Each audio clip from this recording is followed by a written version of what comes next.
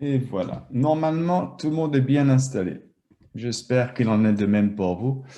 C'est avec un grand plaisir que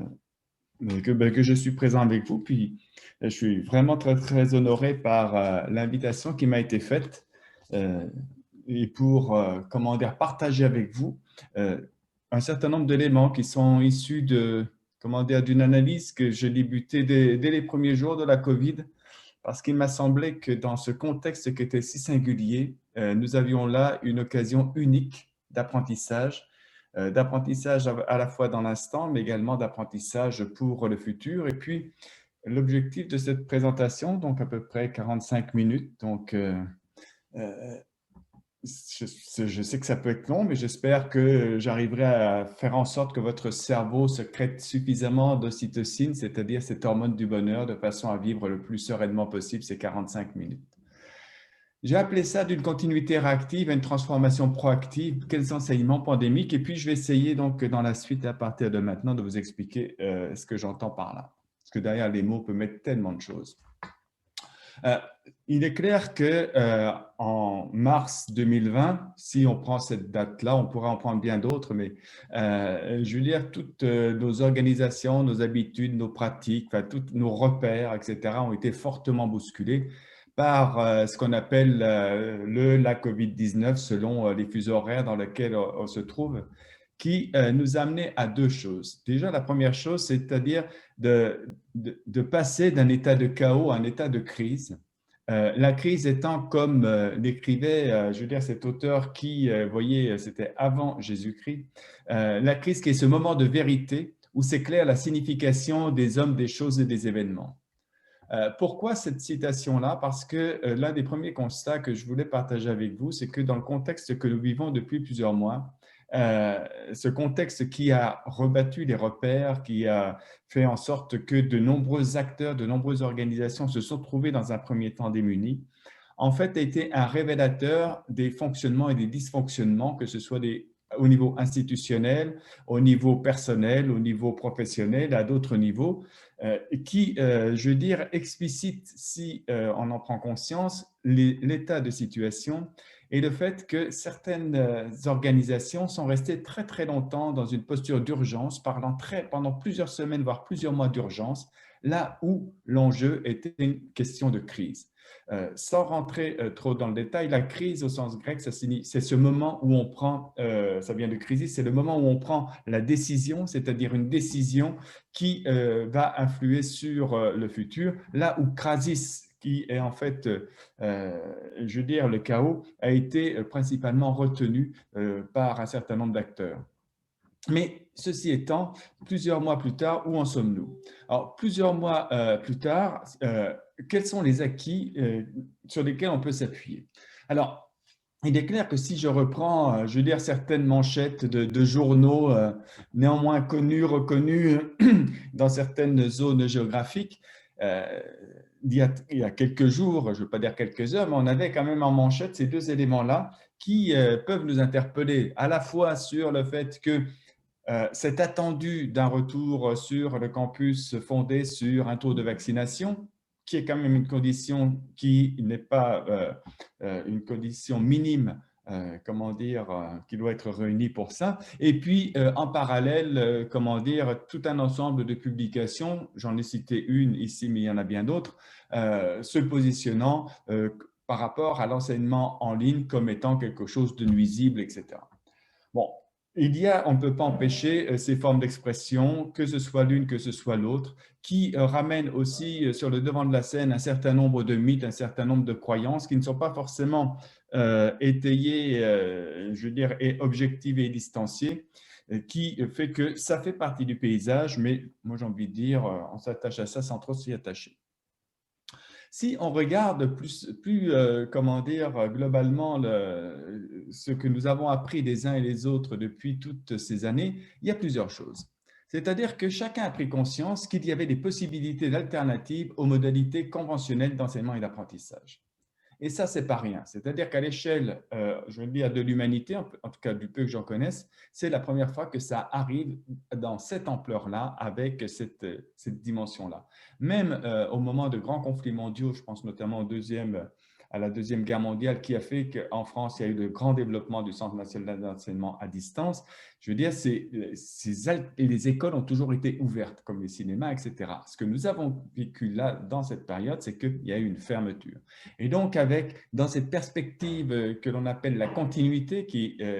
cette dimension de continuité qui est très liée à ce qu'on appelle l'une des valeurs du service public, eh bien, il y a eu, comment dire, cette mutation dans des pratiques qui ont amené à découvrir d'autres choses. Mais ce que l'on a vu également, c'est que les conséquences de la désinstitutionnalisation des temps et des espaces. Qu'est-ce que je veux dire à travers ça? C'est le fait de ne plus se rendre tous les matins dans tel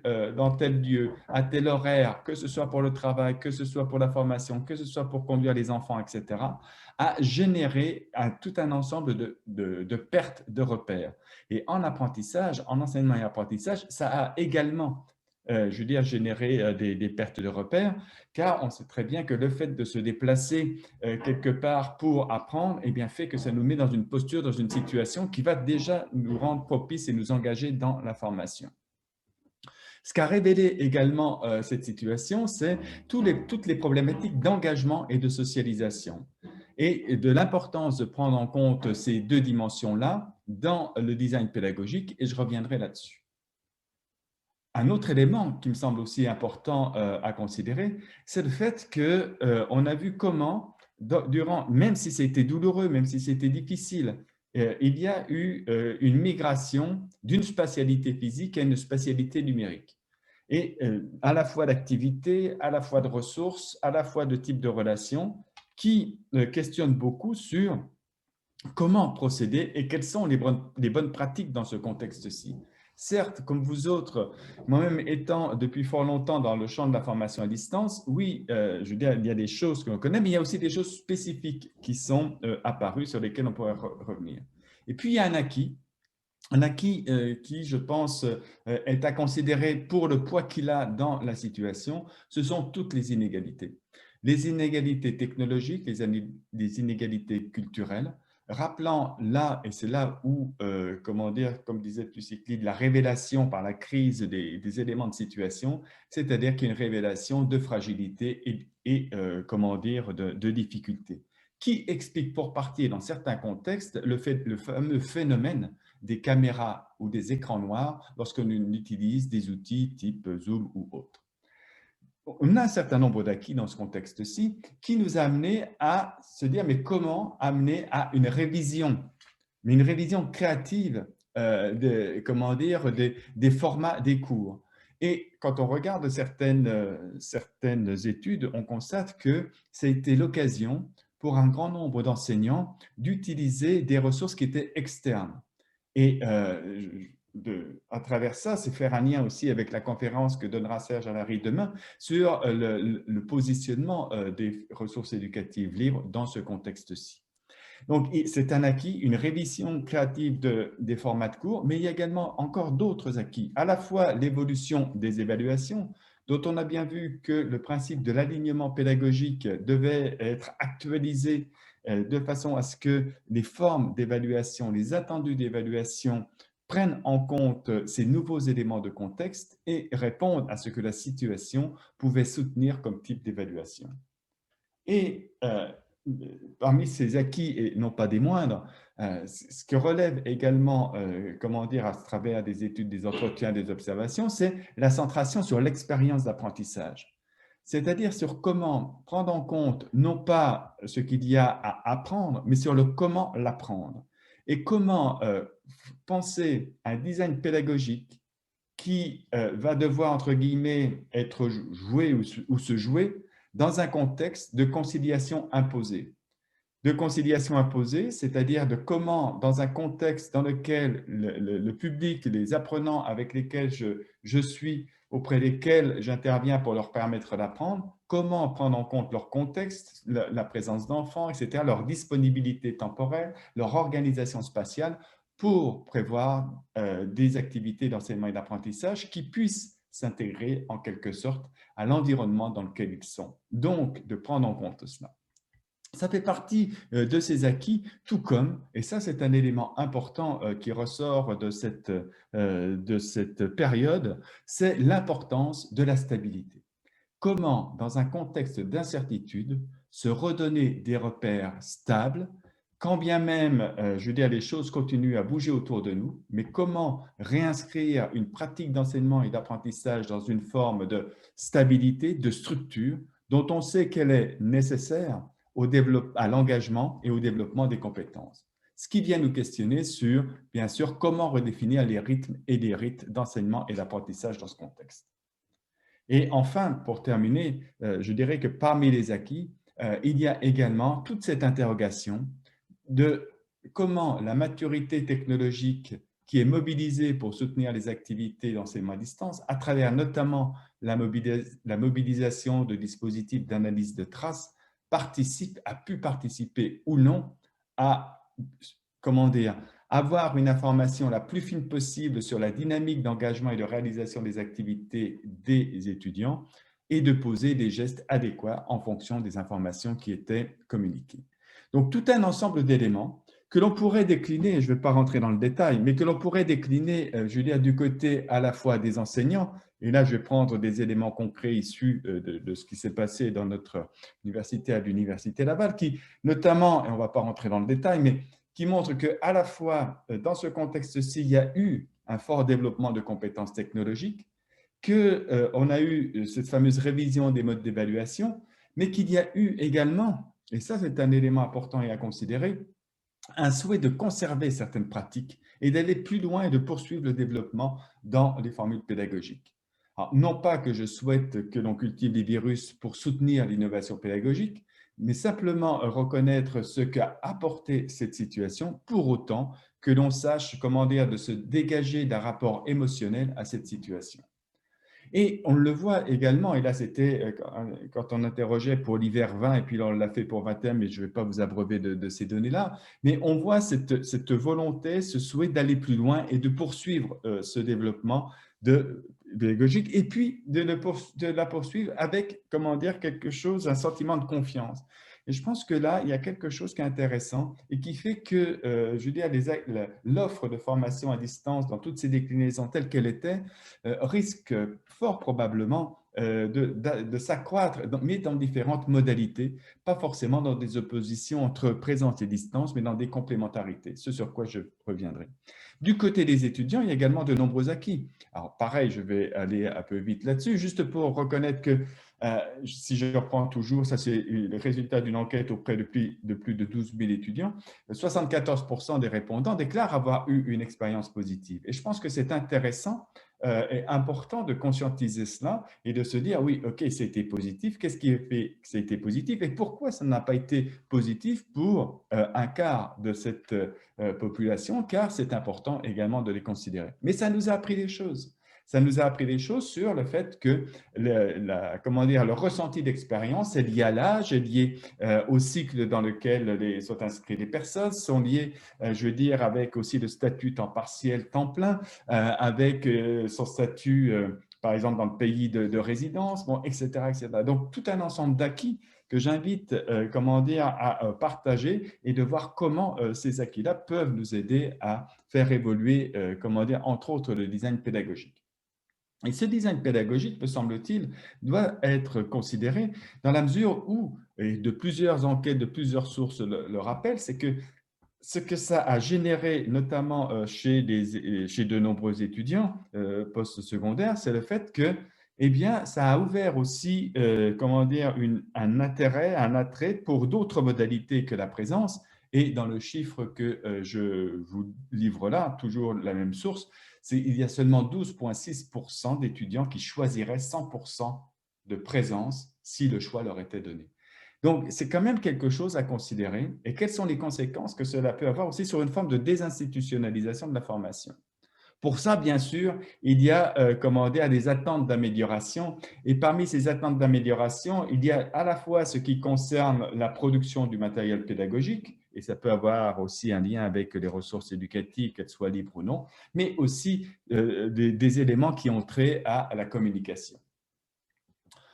Mais tout cela Et l'avenir est de ce que nous apprend, et j'ai emprunté ça à Daniel parce que je lui dis que il m'a autorisé, je pense, à lui. Mais je veux dire, qu'est-ce qui ferait aussi que, je veux dire, les choses vont prendre une forme, une évolution ou pas? Alors, bon, Nabiloua parle de test de l'appartement. En fait, qu'est-ce qui ferait que si je n'habite pas proche de l'université, je louerais un appartement? Bien, en fait, toujours dans cette enquête-là, ce que l'on voit, c'est que, eh bien, il y a à la fois la première condition, ce sont les conditions sanitaires, la deuxième condition, c'est les conditions d'études, et en troisième condition, c'est la socialisation sur campus. Donc, ça amène aussi à se dire, mais au fond, ce que l'on pensait comme étant cette nécessité, cette impérieuse nécessité de se voir, d'être ensemble dans un même espace pour faire du lien social, ben peut-être que c'est dans une alternance, dans une hybridation entre différents types de spatialité que ça s'opère. Ce qui semble central, c'est, je veux dire, cette nécessité de penser le futur de la formation et entre autres de la formation à distance au regard d'une approche beaucoup plus globale et considérant également les situations économiques, mais aussi les situations des inégalités que j'évoquais tout à l'heure. Par situation économique, c'est simplement rappeler le fait que, je veux dire, si pour les étudiants et étudiantes qui qui voudraient venir pour partir sur un campus, je veux dire, et qui n'habitent pas là et qui doivent prendre cette fameuse décision de louer ou non un appartement, auront-ils les ressources en local pour soutenir financièrement tous leurs projets d'études? Et donc, j'ai envie de dire, on pourrait presque établir une corrélation entre l'ouverture des salles à manger et le retour sur les campus. Pour cela, à partir de ces différents éléments-là,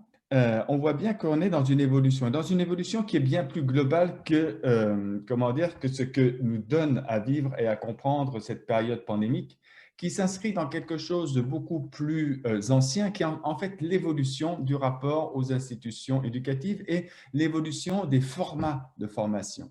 J'ai repris là rapidement une étude de l'OCDE qui en fait était une étude de 2001 qui a été mise à jour en 2020 et qui confirme ces tendances à la fois,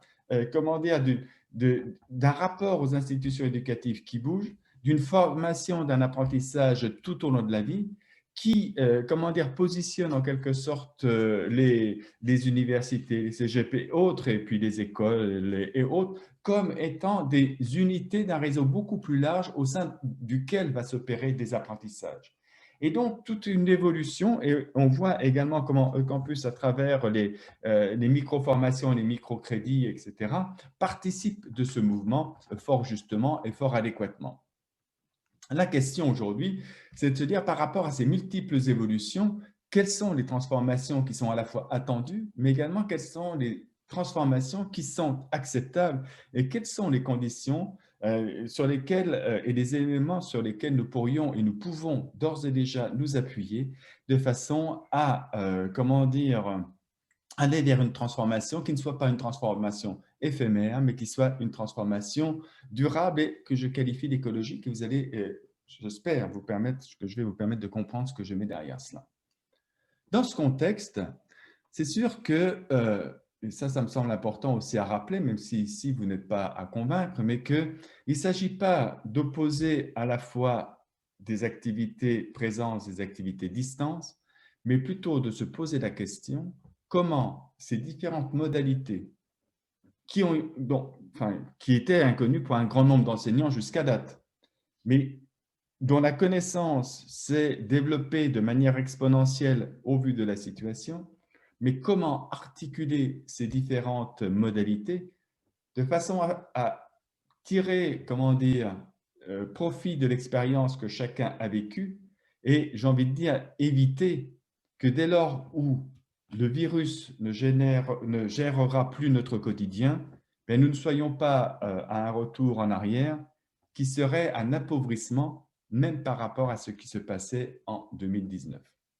Donc, l'enjeu, me semble-t-il, c'est de réfléchir à la fois au métissage, aux hybridations des différentes formules. Parce que ces formules, elles sont diverses. On a toute une palette pédagogique de modalités qui nous sont offertes. Bien sûr, ces palettes vont dépendre du type de pédagogie que je vais mettre en place, des compétences que je cherche à développer, mais également des compétences que je peux avoir en tant qu'enseignant. Bien sûr que ça va supposer également de considérer les effectifs, mais également de toujours considérer les contraintes sanitaires, car ce n'est pas terminé, puis aussi de prendre en compte ces fameux motifs de retour et qu'est-ce qui ferait que les étudiants préféreraient telle modalité ou telle autre modalité. Une préférence qui est à considérer, non pas pour être dans une relation, comment dire, de client-fournisseur, mais dans une relation qui vise à reconnaître que l'apprentissage est avant tout une expérience qui est située dans un contexte. Qu'est-ce qui s'est opéré ces derniers temps? Ce qui s'est opéré, c'est un rétrécissement de ce que j'appelle les territoires de l'apprendre. Habituellement, lorsque l'on est en situation d'apprendre si je suis apprenant, j'apprends dans différents espaces.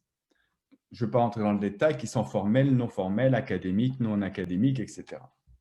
Là, nous sommes dans une situation dans laquelle il y a eu un rétrécissement. Un rétrécissement qui a, comment dire, une concentration, un rétrécissement de l'espace qui fait que, je veux dire, certaines personnes ont pu se sentir un peu dans une contrainte qui les a un peu inhibés dans le développement, dans leur dynamique d'apprentissage. L'idée, bien sûr, c'est de se délier de cette contrainte, de faire en sorte de retrouver une forme de respiration, si je puis dire. Pour ça, eh bien, ça nous amène à revisiter à la fois des critères en quelque sorte, des critères qui sont des critères déjà connus du design pédagogique, mais aussi, dans la suite de ce que je viens d'évoquer, de prendre en compte de nouveaux repères, de prendre en compte de nouveaux éléments qui sont nés, qui ont été plus ou moins formalisés suite à l'analyse de ces derniers mois. Parmi ces repères, bien sûr, il y a des repères que l'on connaît, que l'on connaissait, mais que parfois on a tendance à oublier. Et je me permets, sans vouloir abuser de votre temps, mais de rappeler un certain nombre de choses. L'enjeu, me semble-t-il, et comme on dit, la littérature le montre, c'est que apprendre et permettre à quelqu'un d'apprendre, c'est en premier lieu une question de sens. Comme l'écrivait d'ailleurs saint Augustin, le sens précède la connaissance. Et je reprends cet élément-là en disant que dans les designs, dans ce que l'on a appris et ce que renforce de ce que l'on savait déjà, mais qui a été renforcé dans la situation, c'est prenons le temps de mettre en sens les apprentissages. Prenons le temps d'expliciter ce qui est habituellement implicite. Parce qu'on est sur des pratiques, on se dit, ils savent faire. Oui, non, mais on ne leur donne pas forcément le gros bout du bâton pour devenir développer leur propre autonomie et agentivité. L'autre élément aussi qui est un acquis, c'est comment penser à la fois un cadre qui va contenir l'apprentissage, mais à la fois à l'intérieur de ce cadre, immiscer ou instiller suffisamment de flexibilité pour tenir compte de la diversité des situations. Ces trois éléments-là, on les connaît. Un autre élément qui est apparu, c'est celui de la socialisation. Jusqu'à date, la socialisation était ce qu'on appelle instituée, c'est-à-dire à travers des activités d'intégration, des activités de coprésence, etc. L'enjeu ici, et pour les formes futures sans doute, c'est de considérer que la socialisation doit être activée et que ça a une incidence sur notre design sur lequel je vais revenir. Ce que nous avons également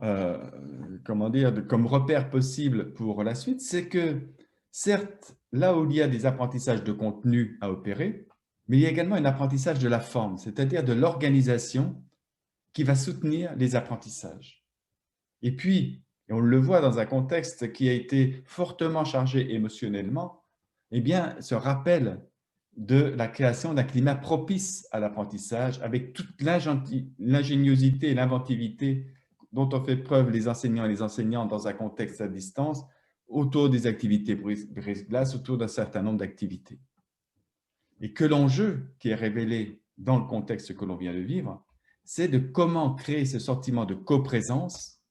et de le renforcer, de le développer de façon à ce qu'il vienne soutenir les activités d'enseignement et d'apprentissage. Ce qui amène à se questionner sur comment je développe, je facilite les interactions entre les étudiants, quelles que soient les modalités et les outils. Donc, on est dans ce contexte-là où on a un rappel de ces éléments-là qui, schématiquement, peut se traduire de cette façon-là, c'est-à-dire que là où, comment dire, lorsque j'apprends, j'apprends, bien sûr, je suis là pour apprendre des savoirs, développer des capacités, des compétences, mais ce que l'on oublie parfois, c'est que pour arriver à cela, là, c'est la courbe d'apprentissage des contenus, eh bien, il y a l'apprentissage de la forme et de se donner les moyens de permettre à l'autre de bien comprendre l'environnement et de remobiliser comme il se doit cette fameuse notion d'environnement personnel d'apprentissage, de façon à ce que l'apprenant, l'étudiant, l'étudiante puisse avoir les repères nécessaires dès le départ pour pouvoir se concentrer le plus rapidement possible, non pas à l'apprentissage du comment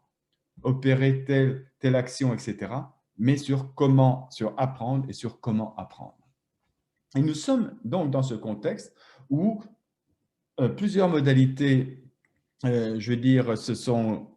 présentes. Certaines ont pris une certaine emphase, notamment la commodalité. Et l'enjeu peut-être aujourd'hui, c'est de se dire, mais toutes ces modalités étant présentes, comment je peux penser les différentes formes de distance dans ce contexte de mise en synergie de ces différentes modalités.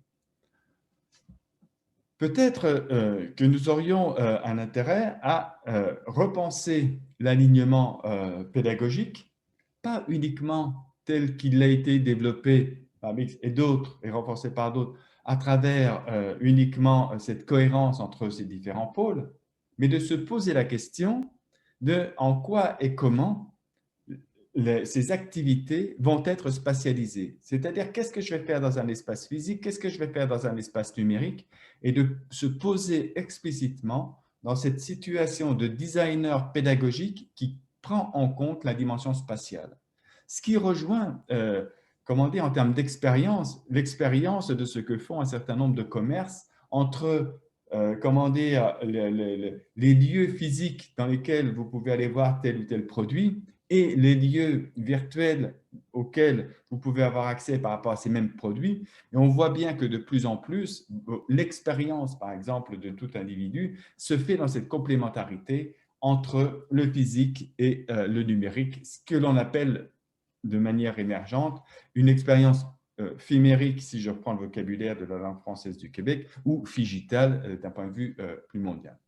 Donc, on est dans ce contexte-là, ce contexte où, bien sûr, on a toujours ces questions de savoir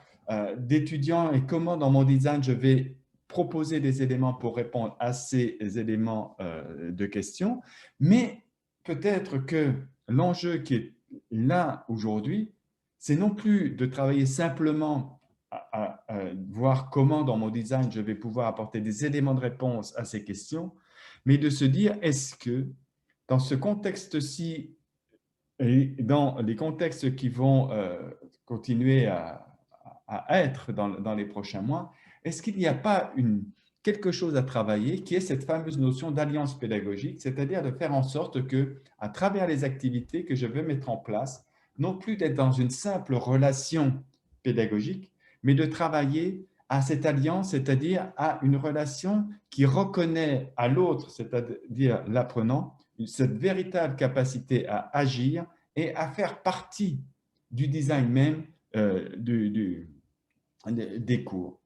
Ceci dans une perspective, je pourrais dans le temps des questions revenir là-dessus parce que le temps passe, mais dans cette perspective, non pas uniquement de penser notre design dans une perspective d'apprentissage cognitif, mais également de considérer en quoi et comment dans le design que je vais proposer, j'intègre ces dimensions socio-affectives et notamment ces dimensions qui viennent soutenir, développer à la fois le goût, le désir et le plaisir d'apprendre. Et là, il y a un véritable enjeu qui, à mon avis, va amener à, comment dire, à des différenciations entre différents types de design. Tout ça, bien sûr, en remobilisant des principes que l'on connaît bien de l'apprentissage et sur lesquels je ne vais pas revenir. L'idée étant, cependant, que dans ce contexte-là, bien sûr, on voit bien l'importance, certes, de s'intéresser au contenu, aux capacités, aux compétences, mais aussi de se dire comment aujourd'hui dans le contexte que l'on a vécu et peut-être encore plus qu'avant, prendre en compte les différentes dimensions de l'engagement des apprenants dans une situation de formation et notamment dans une situation de formation à distance. Et je vous ai redonné ici des éléments d'un modèle j'ai développé que j'utilise pour rappeler ces éléments-là. Comment donner du sens par rapport à ce que je disais tout à l'heure, comment alterner des formules, mais comment alterner les activités, toujours dans cette perspective de solliciter l'apprenant pour le soutenir dans son engagement, pas uniquement à travers des évaluations sommatives, mais à travers tout un ensemble d'activités dans lesquelles les évaluations vont apparaître davantage comme des stimulants affectifs, des stimulants cognitifs et sociaux, plutôt que, je veux dire, dans cette perspective uniquement sommative de savoir si le but a été atteint. Alors, comment procéder? Alors, l'idée, c'est de se dire, mais dans ce contexte-ci, comment rejoindre ces différents principes, comment dire, rejoindre aussi la diversité des situations des apprenants. Alors, d'un point de vue du design pédagogique, on a entre nos mains différentes choses qui sont bien connues, c'est-à-dire qu'à la fois, je peux avoir des activités en présence, des activités à distance synchrone, des activités à distance asynchrone, et ces activités peuvent concerner soit la classe entière, soit le groupe, soit des individus. Ce que je vous propose ici, c'est une réflexion en fait qui est fondée sur, vous allez le voir, sur une notion de métaphore musicale. En fait, dans les métaphores musicales, où le design en fait est vu comme l'écriture d'une mélodie pédagogique, et une mélodie pédagogique qui va mobiliser en fait 8 notes que vous avez ici. Ces notes qui sont en fait la combinaison entre la modalité spatiale et la modalité sociale et la modalité temporelle, avec lesquelles on va pouvoir composer. L'idée, c'est de se dire, mais comment je peux composer avec tous ces éléments-là dans cette perspective d'une expérience d'enseignement et d'apprentissage réussie au bénéfice de tous et inclusive. C'est assez simple. Au fond, il s'agit de se dire, ben, voilà, je peux faire des activités. Ces activités me mènent aussi à prendre conscience que je peux mettre en place des activités de groupe, même si j'ai des étudiants qui sont uniquement en mode asynchrone, mais que c'est tout à fait possible. Et comment je vais pouvoir mobiliser ces différentes modalités pour, comment dire, articuler et proposer un design. Ce design doit être, pour moi, en quelque sorte, animé par la recherche de la valeur de la présence. Comment, si je décide, par exemple, même si on est dans cette, comment dire, articulation, métissage entre présence et distance, comment redonner du sens à la valeur de la présence? Et ça va être un enjeu pour ceux qui articulent présence-distance dans l'offre de formation à distance. Je veux dire, ça va être un véritable enjeu que quelle est la valeur que l'on va pouvoir redonner à la présence? Mais comment aussi, de façon à maintenir ce lien et cette alliance pédagogique, comment donner des signes de présence à distance? C'est un, comment dire, un enjeu qui n'est pas récent, mais qui est renouvelé. Et il y en a un autre qui apparaît comme étant,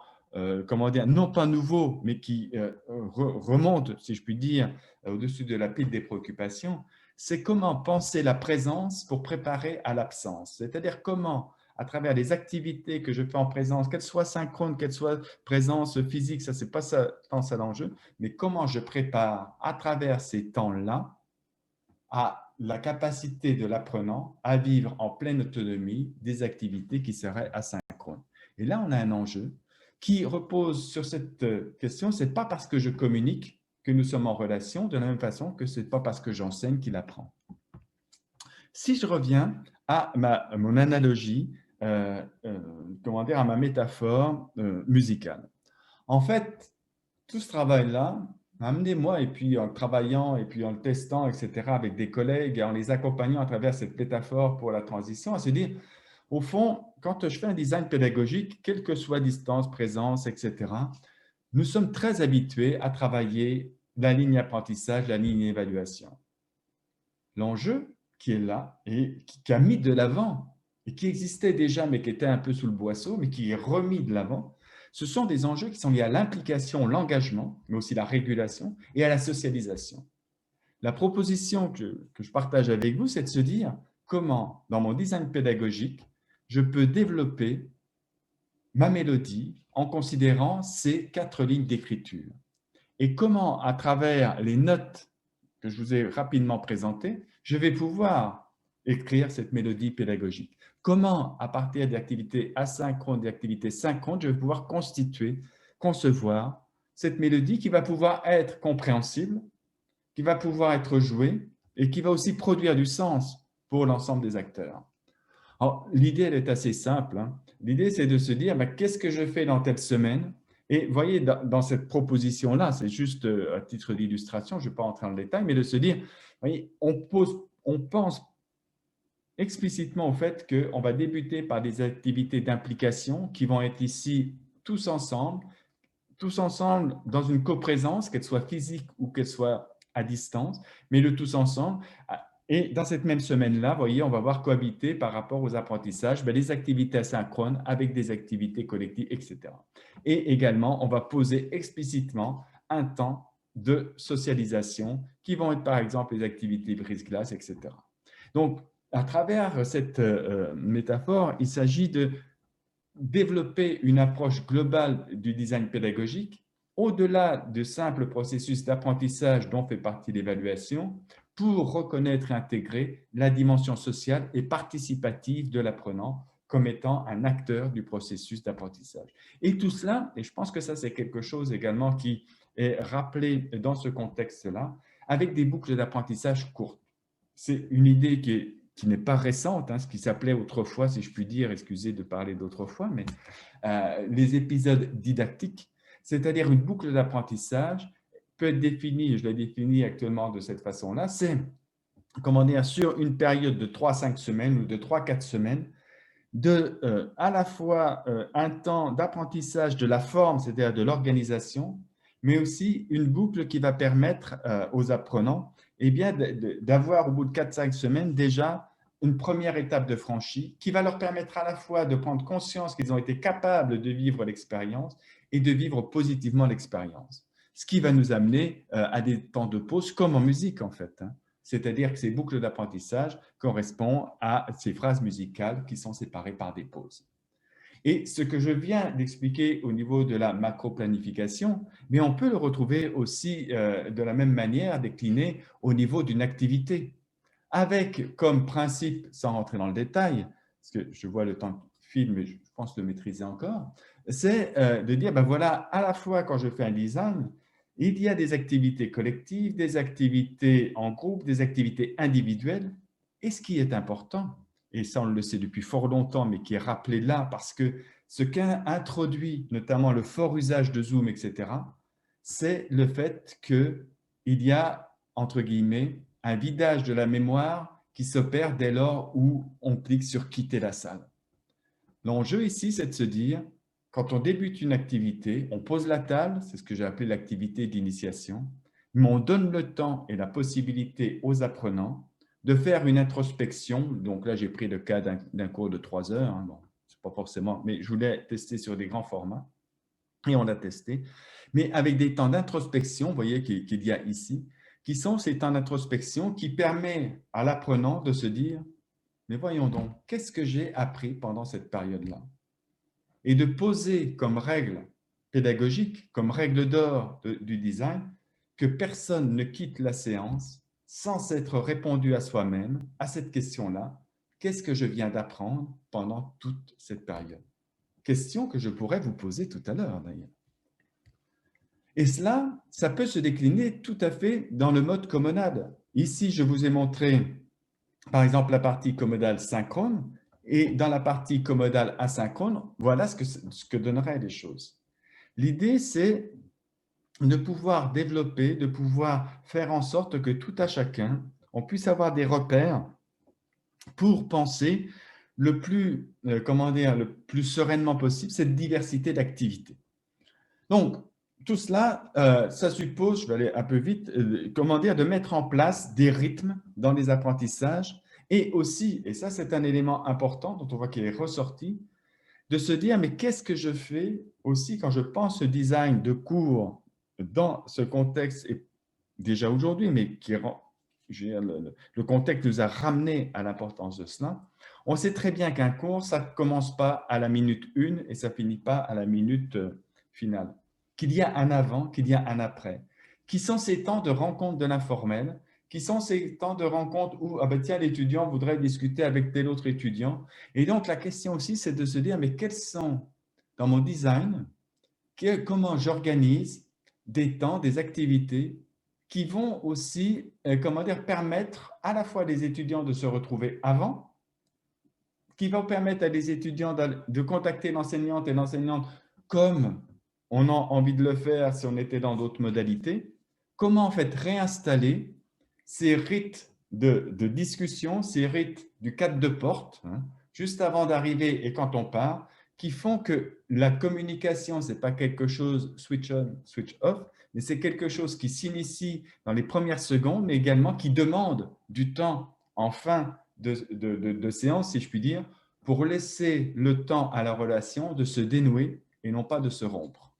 Donc, tous ces éléments-là qu'on peut reprendre, qui nous amènent aussi à repenser des rythmes d'apprentissage, mais comme en musique, c'est-à-dire comment je mobilise, par exemple, je ne sais pas, mais je vais le dire comme ça parce que dans l'emphase, tambour et trompette au moment où je vais reprendre une activité après, comment dire, une semaine de lecture ou avant, par exemple, certains types d'activités. Et on le voit, les étudiants nous le disent, des étudiants qui ont été interrogés disent, nous, on veut certains temps communs à certains moments, au moment de certaines évaluations, avant de débuter des travaux de groupe, parce qu'on a envie de parler, on a envie de s'assurer par la communication synchrone qu'on a bien compris la consigne. Donc, autant d'éléments qui nous amènent à réviser le design pédagogique dans cette perspective de design temporel.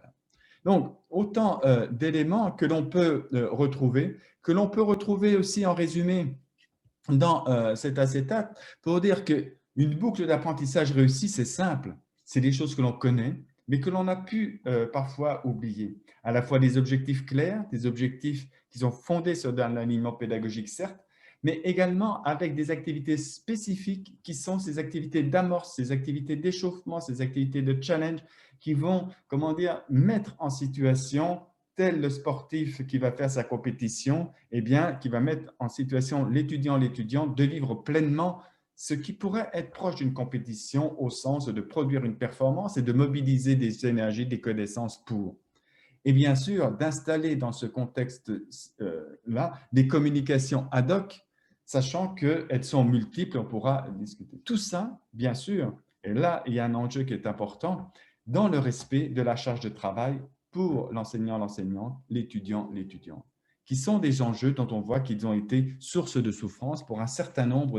de personnes, je veux dire que ce soit les enseignants, que ce soit les apprenants, avec notamment, je veux dire, les 8 heures de Zoom ou plus par jour qui sont quand même, je veux dire, plus que contre-productifs dans ce contexte-ci. L'idée pour terminer, c'est en fait de se dire que faire un design aujourd'hui, ce que nous a appris, puisqu'on savait, mais ce que renforce ce vécu, eh bien, en fait, c'est plutôt de se dire, non pas que je fasse telle formule pour telle formule, mais comment je pense mon design pédagogique dans une perspective de développement de la personne, mais vraiment au sens au-delà des savoirs, des compétences, qui m'amène, je veux dire, au-delà des outils, à faire en sorte que la mobilisation de tous ces outils, de tout mon design, de toutes ces compétences de design, eh bien, participe à la fois de l'engagement, développe le sentiment à travers la socialisation, je veux dire, de cette affiliation d'appartenance, tout en mettant en place un rythme et comment dire, des rites qui viennent aussi soutenir le plaisir d'apprendre dans un climat de confiance qui, je veux dire, organise des activités qui, je veux dire, vont pouvoir être développées en autonomie et comment dire, à la régulation desquelles les apprenants vont pouvoir participer, ce qui va supposer bien sûr et que l'on soit à distance ou pas, mais si on est à distance, on a quand même de bonnes façons de le faire, tout ça dans une perspective de flexibilité organisationnelle, temporelle et spatiale, qui revient à dire que, bien sûr, il y a des temps de rencontres, etc., mais au fond, c'est comme si on permettait pour partie à chacun de faire son propre chemin, tout en disant, je veux dire, à tout à chacune et à chacun, tel jour à telle heure, on va se retrouver au même endroit pour faire un point sur là où vous en êtes de votre cheminement. Et ça amène pour conclure à cette notion qui commence à se développer, mais là, je ne vais pas aller dans le détail, mais au fond, il ne s'agit plus aujourd'hui de mettre, alors je vais provoquer un peu, de mettre en cours des lignes, de mettre des cours en ligne, pardon, mais davantage dans cette pensée selon laquelle on ne met pas à distance des activités,